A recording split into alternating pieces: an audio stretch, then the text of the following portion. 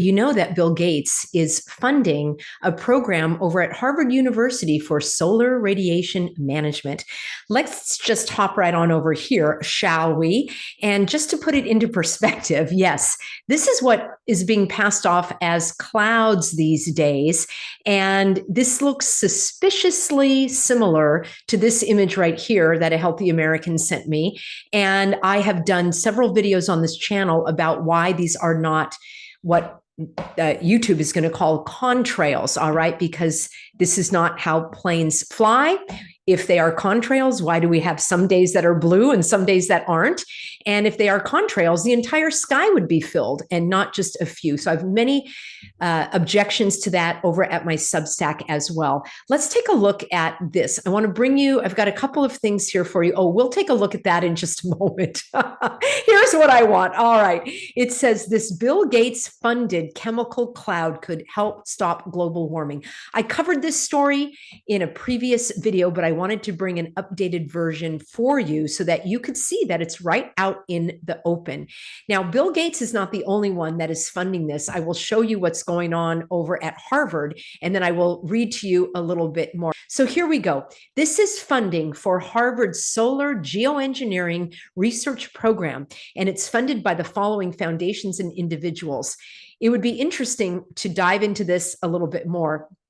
I do want to talk about this Pritzker Innovation Fund in an upcoming video, talk about transforming business. We'll look at that. And wouldn't you know, there's Bill Gates, Granny Gates there, and many more. Here is what is going on. Geoengineering is conventionally split into two broad categories. The first is carbon geoengineering, often called carbon dioxide removal, because don't you know, removing carbon dioxide is so good for the planet. That way, plants and trees have nothing that they can take in for their photosynthesis. Oh yes, and didn't you know, like this beautiful plant that I have behind me, it needs three things in order to thrive. It needs oxygen, it needs sunlight, actually, it needs carbon dioxide, and it needs sunlight, and it needs water, and it takes carbon dioxide, sunlight, and water, and its byproduct is oxygen. That's why we need more green plants and more carbon dioxide to actually improve the climate on our earth and to improve our yield of crops and so forth. So they want to get rid of carbon dioxide. Oh, guess what? I forgot to mention, we're made of carbon dioxide. That's pretty good, isn't it? All right, let me continue here. So carbon geoengineering seeks to remove carbon dioxide from the atmosphere, which would address the root cause of climate change, which has never been proven. The accumulation of carbon dioxide in the atmosphere. In the chain from emissions to concentrations to temperatures to impacts, it breaks the links from emissions to concentrations. All right, so that's one thing they want to do is get rid of the CO2. And the other thing here is the solar geoengineering. It seeks to reflect a small fraction of sunlight back into space or increase the amount of solar radiation that escapes back into space to cool the planet. Solar engineering does not address the root cause of climate change. It instead aims to break the link from concentrations to temperatures, thereby reducing some climate damages. And of course, these graphics are hogwash. If you wanted to look at them a little more carefully, I will leave a link for you here, and I will just continue to read for you. It says that there are several proposed solar geoengineering technologies. These include marine cloud brightening, cirrus cloud thinning, space-based techniques, space-based. How do you like them apples?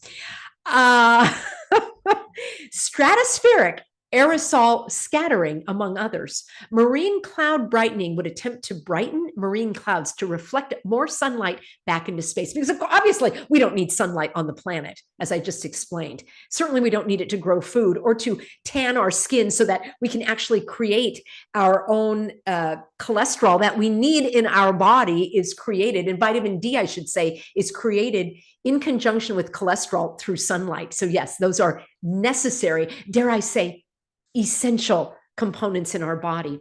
Cirrus cloud thinning would attempt to reduce the thin, high-altitude cirrus clouds to emit more long-wave radiation from the Earth to space. Space-based technologies would attempt to reflect a small fraction of sunlight away from the Earth by positioning a sun shield in space. Lastly, and here is the money maker, stratospheric aerosol scattering would introduce tiny reflective particles such as sulfate aerosols or perhaps calcium carbonate into the upper atmosphere where they could scatter a small fraction of sunlight back into space. All right, there is a technology fact sheet that they have. And again, I will leave this for you over at my Substack, which is peggyhall.substack.com. And this is it from Harvard Kennedy School for Science and International Affairs, Solar Geoengineering Fact Sheet. And this, I will also leave a link for you. The Bill Gates funded chemical cloud could help stop global warming. Now, this was back in 2019, but there is more and more information coming out. This is from Scientific American, and this was February of 2024. So this is basically 5 weeks ago at the time of this broadcast. It says solar engineering looks to Silicon Valley for new wave of funding. Tech billionaires are funding research into controversial methods for cooling the planet. All right. Number one is the faulty premise of needing to cool the planet. Whenever there is an argument that's presented to you, or a premise, or a proposition, or a concept, you need to start with the very, very, very first presupposition. And in this case, it's that the planet is too hot. Therefore, it needs to be cooled down. And what is required of those putting forth this supposition is they need to bring evidence and facts. Evidence and facts are not the same as opinion, or even what they have, a group of opinions. The word I was searching for was consensus. A consensus of opinion is not the same as facts and evidence. So this premise, which is a faulty premise, that the earth needs to be cooled down and that God made a mistake, don't you know, in creating sunlight, that now these geoengineering scientists want to reflect back into space. All right, it all sounds like nonsense and a bunch of hogwash to me. Bill Gates is funding it, and there are others that are now, it says climate scientists, environmental activists, and philanthropists met privately back in January to prepare for an expected surge of Silicon Valley funding related to last-ditch measures for slowing global swarming. Yes, that's exactly how it's pronounced. So there was a 2-day gathering on solar engineering, and a lot of this was attended, I'm skimming through the article here, by tech industry billionaires. They met in San Francisco at the offices of the Environmental Defense Fund, which has publicly supported research into this manipulation of the weather since 2011. And friends, I wanted to let you know that this is also funded by George Soros. So let's take a look at this as well. The information I have is that he wants to block the Arctic sunlight.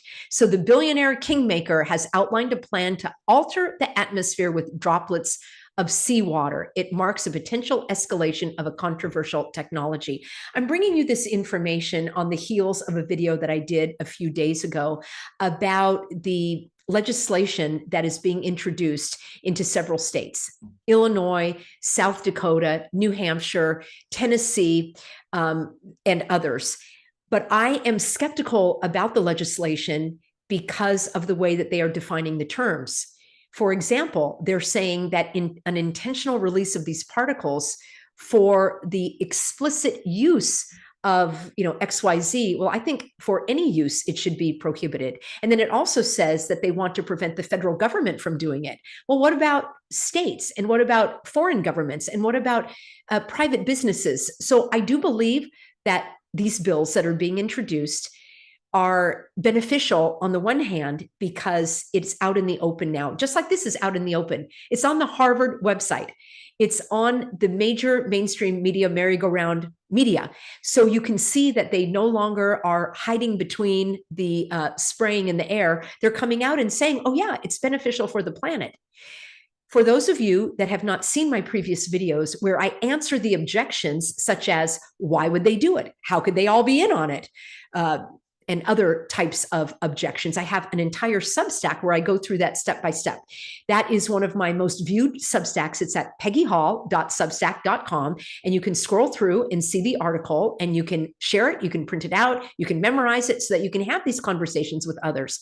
I'm so encouraged by so many of you that are sending me images from what's going on in your state. States where you said we used to have clear skies, like Wyoming and Montana and Tennessee and Oklahoma and Florida. And you're seeing now these milky skies, as I call them, and it is very, very depressing, and it feels insurmountable because, like, what can I do about the skies? Some of you have said that you spray vinegar or you diffuse vinegar. I would love to have some evidence of that working. I think that's fantastic if that indeed works. And it's also great that this information now is getting out there to the point where they have to acknowledge it. I'm all in favor of that.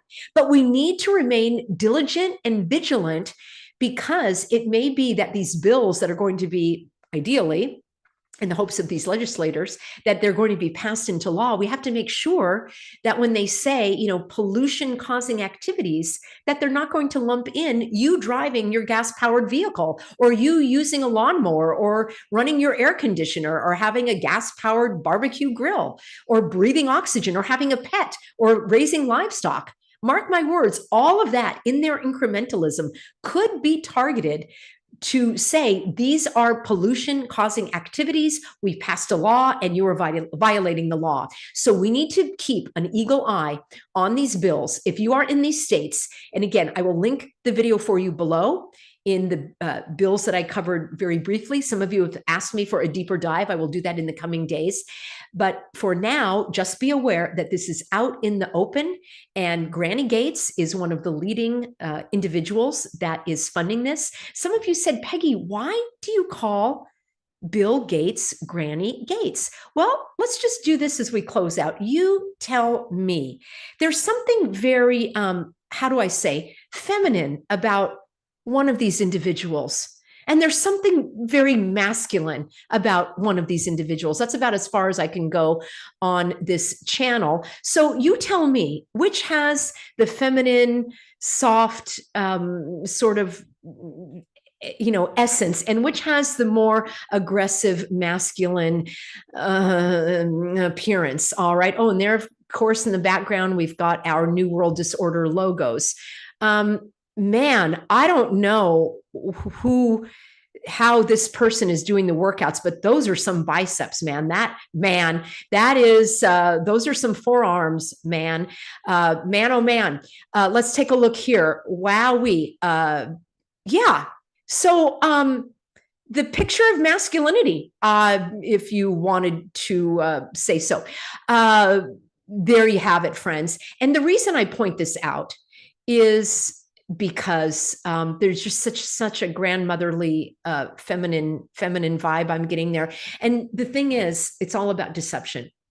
You see, evil likes to pervert, and evil likes to invert as well, which is what we're seeing with all of the perversion going on related to how God made us, male and female, he made them. So I'll just leave it at that. I don't care for deception. And when individuals like these that are in the public eye are presenting themselves as something they're not, I don't trust them. I don't trust them at all. So that's why I believe that is an important aspect to look at. And I understand there is tons of cognitive dissonance when it comes to looking at individuals who are presenting themselves to be what they're not. It actually can make people like myself feel very, very nauseated, and literally it makes me sick to my stomach, because it goes against just my God-given discernment and my own knowledge of reality. So I do understand that there are those that push against this very vehemently, and they don't want to imagine that they've been duped, bamboozled, and hoodwinked by the powers that shouldn't be, by these evildoers. that love to mock God. And that's exactly what many of these are doing, including with the environment. All right, friends, I was telling you I was going to bring you the information about Bill Gates and Harvard. There you have it. You can dig a little deeper on your own. But suffice it to say that it's out there. They're going after it incrementally. But we, the people, are also standing up. We're pointing up at the sky, and we're helping others wake up to what is going on. And we need to put a stop to it.